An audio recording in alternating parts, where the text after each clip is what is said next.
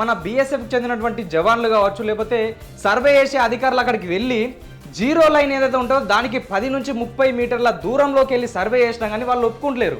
So ఇక్కడ మీరు survey చేయొద్దు, ఇక్కడ మీరు పిల్లర్లు కట్టద్దు, ఇక్కడ మీరు ఫెన్సింగ్ చేయొద్దని బంగ్లాదేశ్కు చెందినటువంటి రాడికల్ గ్రూప్స్ వాళ్ళు, అక్కడ ఉన్నటువంటి జవాన్లు సో మన వాళ్ళని అడ్డుకుంటున్నారు. ఎందుకంటే ఒకవేళ సర్వే చేసి అక్కడ ఫెన్సింగ్ చేస్తే వీళ్ళు ఆటలు సాగాయి కాబట్టి, ఒకవేళ ఫెన్సింగ్ చేస్తే వాళ్ళు ఇటు రారు వీళ్ళు అటువరు కాబట్టి ఈ ఏదైతే ఇల్లీగల్ దందా ఉంటాయో ఇవేవి నడయి కాబట్టి వాళ్ళు ఆపుతుర్రు.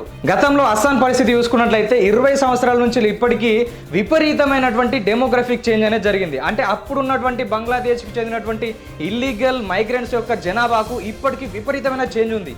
ఎక్కువ సంఖ్యలో వాళ్ళ జనాభా అక్కడ పెరిగిపోయి అక్కడ రాజకీయ నాయకుల పరంగా కూడా వీళ్ళు ప్రభావితం చేస్తున్నారు. సో దానికోసం అక్కడ ఉన్నటువంటి హిమాంత బిశ్వ శర్మ కూడా 1950లో ఉన్నటువంటి ఏదైతే immigrants expulsion from Assam act ఉందో దాన్ని తీసుకొచ్చి దాన్ని ఉపయోగించి దాంతోపాటు సిఏఏ ఉపయోగించి సో అక్కడికి వచ్చిన ఇల్లీగల్ మైగ్రెంట్స్ని వాళ్ళు వెళ్ళగొడుతున్నారు అస్సాంలో.